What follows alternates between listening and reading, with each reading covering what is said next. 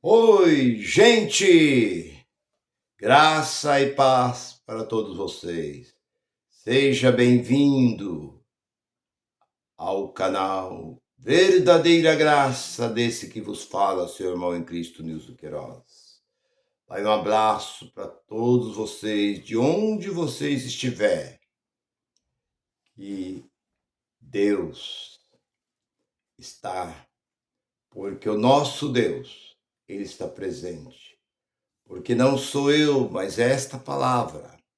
Se você crê nesta palavra, ele disse: aonde estiver, 2 ou 3 reunidos em meu nome, eu estarei presente, eu me faço presente.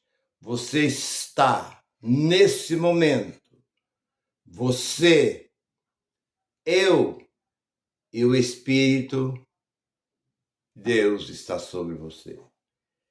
Seja bem-vindo, minha irmã e meu irmão. Neste momento, é um prazer o que eu estou fazendo. Faço, gosto daquilo que faço. E a mensagem que eu tenho para nós, antes de mais nada, eu quero dizer: curte e compartilha, para que o canal possa crescer, para que muitos sejam arrancados, tirados de dentro desses lugares aonde que se dizem, mas na verdade não são. E o título da mensagem é essa: a Santa Ceia está debaixo de maldição. A Santa Ceia? É, porque na verdade, santa, de onde surgiu esta palavra? Aqui dentro não existe. Nas Escrituras não existe. De onde então surgiu esta palavra santa? Porque você sabe, talvez você não sabe, mas você fica sabendo, que este livro foi escrito pelos romanos. Foi escrito pelo um teólogo, padre.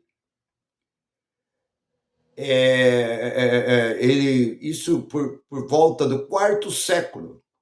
Ele terminou de escrever este livro, que foi a primeira Bíblia, que a palavra Bíblia vem do grego, Vulgata. Ele escreveu. Terminou no ano de 382. Então eles puseram e tiraram, pegaram dos escritos sagrados e puseram aqui dentro. Então não adianta você torcer de um lado e de outro, porque este livro foi escrito por eles. Então eles puseram esse negócio de santo, vem deles.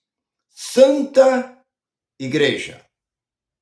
Por eles que colocaram. Santa Missa. Entendeu? Santo Batismo, vem dele. Santa Ceia, vem deles. Então, Santo Padre, tudo que está ali, né? Santa Reza, tudo, esse negócio de santo, vocês podem ver que todas as igrejas deles têm nome de santo. Santo. Então, isso é para que vocês vejam que este povo protestante, esse movimento protestante, ou esse movimento crente, pegaram isso e abraçaram e trouxeram para dentro deste movimento, que eles chamam de igreja, mas na verdade é uma empresa. A Bíblia chama no capítulo 5 de Atos de movimento, e isso uma denominação, um ajuntamento de pessoas. E ali eles vão aonde não existe uma verdade. Então, por que então esse título, irmão Nilson? Porque, na verdade, a palavra ceia vem de um jantar. E nós olhamos para Marcos 14, você vai encontrar Páscoa e ceia. Olha para 22 de Lucas, você vai encontrar Páscoa e ceia. Você olha para 26 de Mateus, Páscoa e ceia. Agora, você olha tudo que fez Jesus. Está lá dizendo a última Páscoa. O que é Páscoa? A Páscoa, ela veio lá quando o povo saiu do Egito. E naquela noite, eles mataram o cordeiro e comeram o cordeiro assado com erva amarga. Comeram pão sem fermento, simbolizando a amargura, o sofrimento que eles passaram no Egito. E o sangue do cordeiro foi passado nos lumbares da porta. Ou isso é uma palavra mais correta, nos batentes da porta. E o anjo da morte passou, onde tinha o sangue ele não entrou. Yes. Aonde o sangue não estava, aquele anjo da morte passou à meia-noite e matou todos os primogênitos. Bem, um ano depois, Deus disse a Moisés, repete o que foi feito no Egito. Todo ano vocês vão fazer essa comemoração. A família mata um cordeiro e come com erva amarga, pão e vinho, que é a bebida predileta dos judeus, é o vinho. Hoje não adianta você aí proibir aquilo. Se você quer acompanhar, você diz que crê neste livro, e você tem este livro como um único livro, regra de fé, e você chega a dizer que o único livro que o autor está presente quando você está lendo, isso é uma mentira. Então, você olha e vê que o vinho é como o café aqui no Brasil. O brasileiro ama o café, levanta de manhã e toma o café. E tem gente que toma café 3, 4, 5 vezes ao dia. Então, os judeus, a bebida predileta deles era o vinho. Então, aquele povo comia, lembrando a saída do Egito. E nenhum estrangeiro podia participar desse ato. Era somente para os filhos de Israel. Está lá em Êxodo 12, 42 e 43. Nenhum estrangeiro podia participar desse ato, somente. Então, ainda que esses movimentos religiosos fizeste certinho, que cada família eles não faziam no templo, eles não faziam na sinagoga, eles faziam entre as famílias, dentro da sua casa. Então, se ainda que esses movimentos fizessem isso, todo aqueles que fossem membro desse movimento, tomasse um cordeiro, matava aquele cordeiro, comia, bebia vinho, comia pão sem fermento, que hoje é tudo pão de padaria, tudo pão fermentado, e comia erva amarga, continuava debaixo de maldição. Mas está certo, mas isso acabou. Não existe mais. Esse ato terminou. Por isso que ele diz a última Páscoa. Acabou, não existe mais. Jesus foi o último. Então ele terminou. Então não adianta repetir. Então o que eles fazem? Eles vão lá para Coríntios, capítulo 11. Mas eles lê Coríntios, capítulo 11, do versículo 23 em diante. Por que eles não pegam? Ali pelo versículo 15. Vê o versículo 17. Paulo reprovando o ato que aquele povo estava fazendo. Porque havia em Corinto, é uma cidade da Grécia, uma vez por ano, eles se reuniam. E ali eles faziam uma festa, isso é um comes e bebe, que simbolizava uma festa águida. E esse povo vinha, ali eles comiam carne, pão, bebia vinho, comia fruta. E havia muito exagero, havia muito escândalo, havia muitas coisas que não agradavam. E o que fez o apóstolo Paulo? Ele escreveu uma carta, simplesmente ele diz uma carta. Na carta ele disse, eu não vos aprovo, porque o que vocês estão fazendo no versículo 19, isso é uma heresia. mas é necessário que haja heresia entre vós, para que os que são da verdade se manifestem. Então, Paulo continua dizendo, porque eu recebi, ou eu aprendi do Senhor. Não, isso é uma mentira. Paulo nem recebeu, nem aprendeu. Isso foi acrescentado, porque Paulo não esteve com Jesus. Porque Paulo diz lá em 1 Coríntios, no capítulo 15, Paulo diz, logo nos primeiros versículos, Paulo diz assim, Jesus morreu pelos nossos pecados, segundo as Escrituras.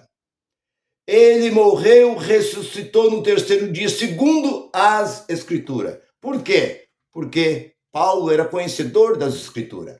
Então ele sabia, mas ele não esteve, ele nem recebeu. Como é que ele ia receber? Porque o Senhor, que é o Espírito, lá no 2 Coríntios 3:17, o Senhor é o Espírito e onde é o Espírito a liberdade, como é que ele ia mandar o apóstolo Paulo fazer uma coisa que já não existia mais? Esse ato, então, como é que Paulo? Porque eu recebi. Não, ele não recebeu. Eu aprendi, também não aprendeu. O Senhor não ensinou. Ele não andou com os 12.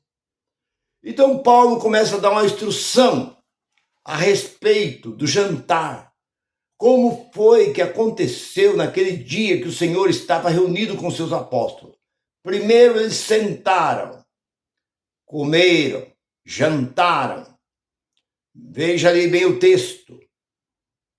Logo você vai encontrar ali que estava numa casa, não foi nem no templo, não foi numa praça, não foi na beira do mar, foi dentro de uma casa. Sentaram na mesa, puseram a comida. Judas ainda enfiava a mão no prato do Senhor e comia ali. É aquele que põe a mão no prato comigo, disse o Senhor. Aquele é o traidor. Então eles jantaram. Aí a palavra diz, e terminando de cear, isso é, porque ceia em Israel é jantar. Terminando de jantar, Jesus pegou o pão e simbolizou a morte dele na cruz. Não é nada mais que isso. Então, esses movimentos pega o 23 e começa a dizer, tá vendo aqui, ó, que Paulo está dizendo. Por que Paulo disse isso? Porque aqueles que chegavam primeiro, quem tem fome, come em casa. Por que Paulo disse isso? Porque quem chegava primeiro comia e quem chegava depois não achava mais nada. Aquele povo estava bêbado, caído pelo chão, lá dentro do templo, e não era para ser feito no templo. Então ali era uma festa que não tinha nada a ver com a Páscoa judaica.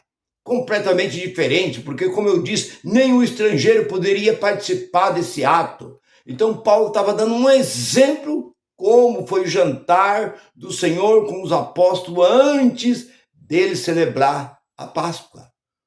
Repreendendo aquele povo, foi uma repreensão que ele estava dando àquele povo. E eles pegam essa repreensão e traz para dentro. Então eles misturam esse jantar, que é ceia, lá de Corinto, e traz e mistura com a Páscoa hebraica. O que acontece? É uma confusão. É uma maldição. Essa que é a verdade.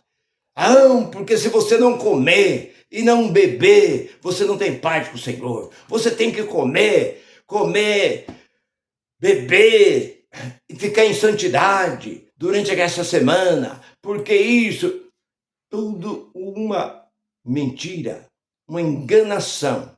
É a maneira de enganar o povo por falta de conhecimento. Eu participava, quando terminava eu dobrava o meu joelho, ia pedir perdão.